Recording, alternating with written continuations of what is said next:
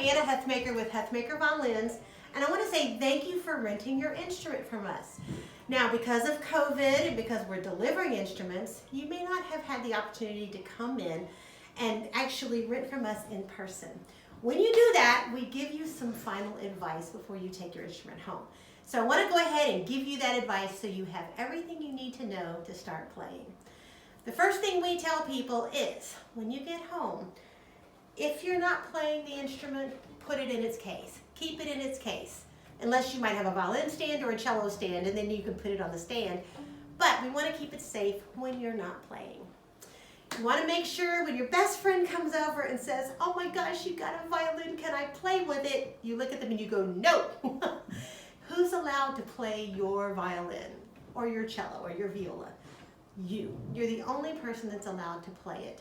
Now, typically or technically is what I tell people, your parents are paying for it. So if they want to look at it, then you sit with them and you teach them, because you're going to learn all the cool special ways how to take care of it. And if you could teach them something, that's kind of neat if you think about it. Few reminders: don't touch the pegs at all. Touching the pegs just leads to broken strings from the beginning. Leave the pegs alone. If your instrument comes out of tune, we have a video where you can learn to tune it, or you can bring it by the shop anytime and we'll tune it for you for free. So, sorry about the telephone. You know, we're open for business. It happens.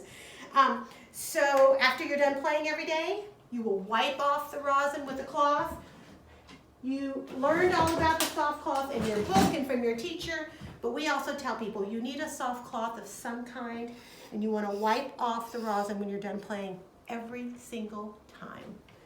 You want to loosen the hair on your bow every single time before you put it up.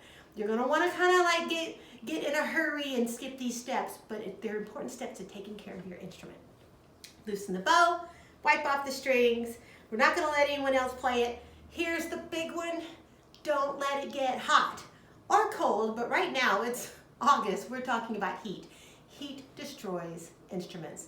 So never, ever, ever, ever leave it in a car.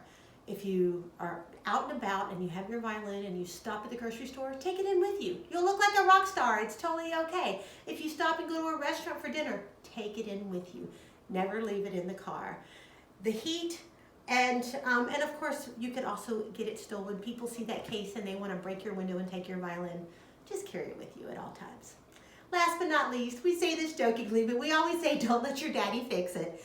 The truth is, there's a lot of specialty things go into fixing these, so if you have a problem, bring it to us. You're covered. Your rental has maintenance in there. It's covered if anything breaks.